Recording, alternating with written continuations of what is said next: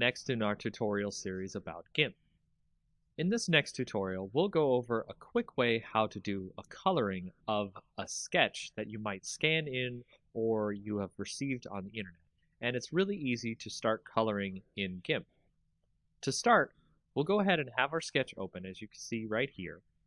And we will go ahead and add a new layer above that sketch. So we'll go ahead and make that a transparent layer. And we will also make sure that that layer is set to multiply instead of normal. Because if it is set to normal, you'll just draw the color over the sketch beneath that layer. But with multiply, it actually adds the color over the layer, but in a way so that the previous layer on the bottom shows through. So if you see right here, we've set our color to something that's a little bit more skin toned. Make sure to do that as well. Hit OK.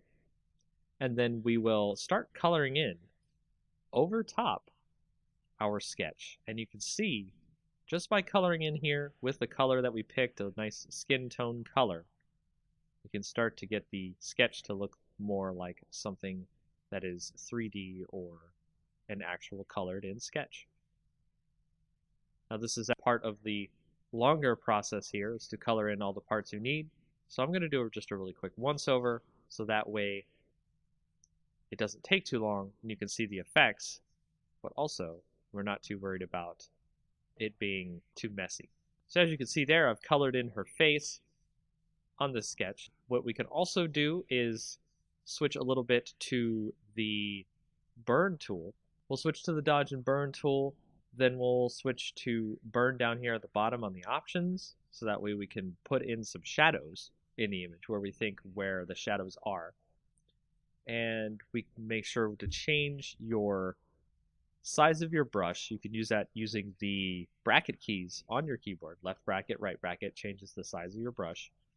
And we'll brush in some shadows here on the image, right where the shadows seem to be.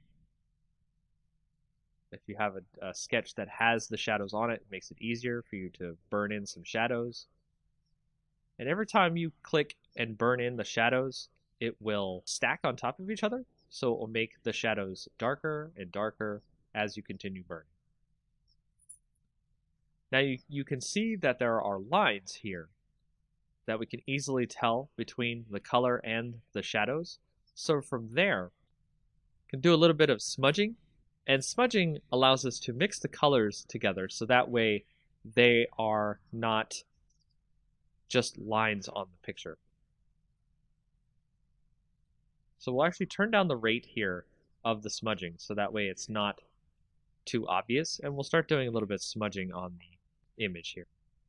You can make the lines turn into actual colors instead of very apparent as lines. And that is a very quick and easy way to get started with coloring in GIMP.